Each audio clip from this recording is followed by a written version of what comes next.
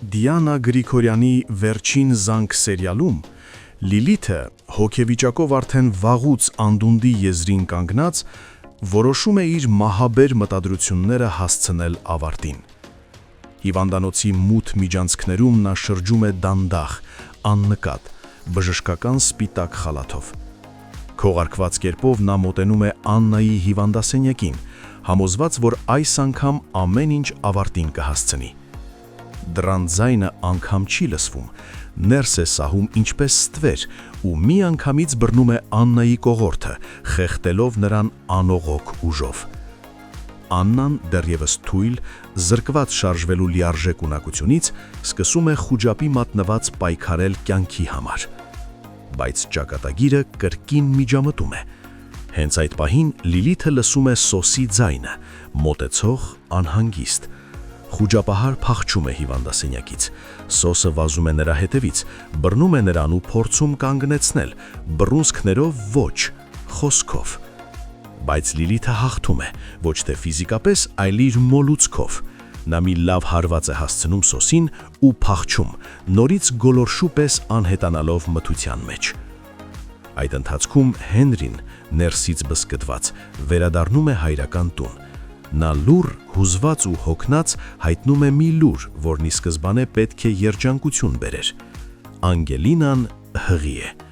Միքայելը միանգամից ոտքի է ցատկում, ոգևորությունից ու ակնկալիքից լցված։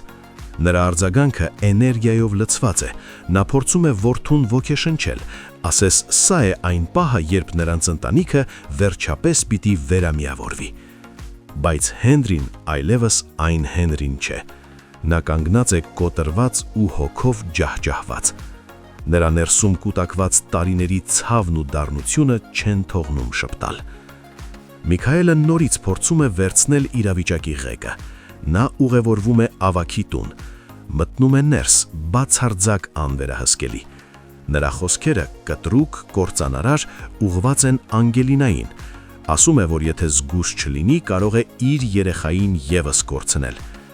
Ավագը փորձում է միջամտել, հորդորել հանդարտվել, բայց Միքայելը նորից չի լսում, այլ նոր մեղադրանքներ է շպրտում ավագի ու Վիկտորիայի հասցեին, հայտարարելով, որ իր հանցակիցներն են եղել։ Քիչ անց Միքայելը ու Հենրին հանդիպում են մեկ անգամ ևս։ Սա դառնում է բեկումնային պահ։ Հենրին, հոգնած ու վճռական, հայտնում է իր դիրքորոշումը, ասում է, որ իր երեխան պետք է մեծանա իր կողքին ու ուրիշ տարբերակ չկա։ Միքայելը, կարծես գտնելով իր վերածնված ինքնասիրությունը, հասկանում է, որ թին վերջապես իր կողմում է։ Այս պահից սկսվում է նոր, խորքային պայքար, կյանքի ու մահվան, սիրո ու մերժման պայքար։ Սերիալը թևակողում է իր ամենամութ փուլի նախաշեմը։ Հարգելի հետևորդներ, արդյոք Անգելինան ու Հենրին այսքանից հետո պետք է միանան։ Գրեք մեկնաբանություն։ Լավ կհանգստանաս, բայց ոչ մի ձև քեզ նեղություն չեմ տալու, տեղը տասա։ Առավոտյան արթնացել եմ 8-ին, գնացել եմ մազերի մեյքափի, հետո եկել եմ նկարահանման, առավոտից մինչև այս պահը ոչ մի րոպե կաբլուկներս չեմ հանել։ Եթե ձեր հարսանիքին դուք հնարավորություն ունեք նստեք, կանգնեք, դուք որոշեք ինչ անեք, այստեղ չկա այդ հնարավորությունը, դուք անում եք պարտադրված այն, ինչ որ ձեզ ասում են, եւ առհասարակ մեր աշխատանքը շատ բարդ է։ Չեմ ուզում, որ խաբնվեք այդ ուրախ նկարներին։ Մեջքիս ցավից մահանում եմ ու մահու չափ սոված եմ։ Ինչպես հասկացել եք, վերջի զանգը շատ լավ անակնկալ ունի իր սիրելի հետևորդների համար։ Մենք աշխատում ենք։ Մենք հարսանիքի սեղանին նստած ենք, մամաս ասանք է, ասաց սպաս ասանք է, համեմ բեր։ Ես գիշերվա կեսնի որտեղ եմ համեմ ճարեմ, մեկը տեսնում եմ, այս ամեն ինչը դնել եմ կլաչիս մեջ։ Չէ, սալֆետի մեջ փաթաթ։ Պետք է ռեզին գցել, բայց տենց են, չէ՞ վաճառում։ հարսանիքի սեղանից համ եմ։ Շնորհակալություն Ռոբերտ։ Մի քիչ թարխուն տարեկան։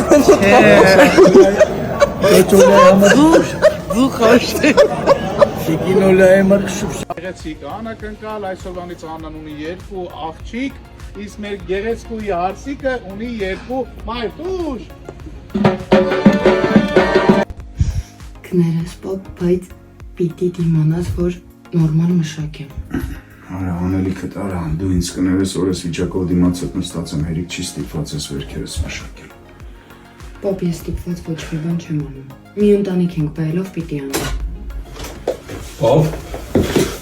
ոնց ես։ Հղի եք, ասեք հղի ենք։ Ես ինչ մի ներկայացում եք խաղում։ Իբր չգիտենք, հա ինչն է ձեր կտրուկ որոշումների պատճառը։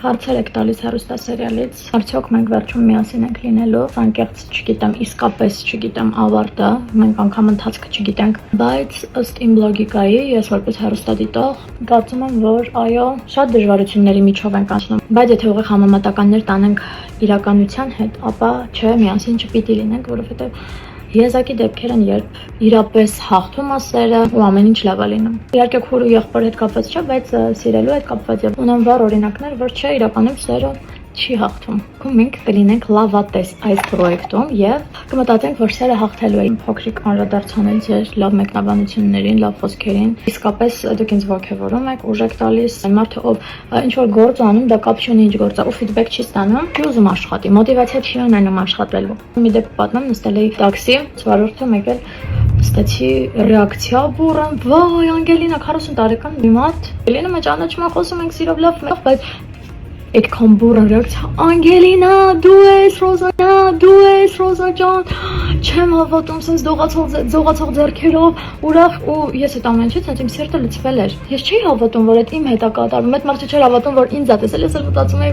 ոնց կարա այս բուրըն ռեակցիան իմ մասին լինի։ Ես ուրեմն հասել եմ ինչ-որ կետի, զանգեց իր մամային ու իր մաման շատ ուղիղ համեմատական գծեր տանելով, ասաց, որ ընդար Ֆրունզիկ Մկրտչյանին եւ այդ ժամանակաշրջանի տաղանդավոր դերասանների խաղին շատ մոտ ենք, մեր անկեղծությամբ ես եւ Լևոնը։ Ինքան պարտավորեցնող էր այդ խոսքերը, վարդում ես իրանց տոն հրավիրեց, օրվա ընթացքում շատ անգամներ այն հետ պատահում, ու դա ինձ ուժ է տալիս, որ ես ավելի մեծ սիրով նկարվեմ ու աշխատեմ։ Ուրեմն թե երբ ավարտվելու պրոյեկտը, նախնական տվյալներով ավարտվելու է դեկտեմբերին, եթե դեռ թարմացումներ չկան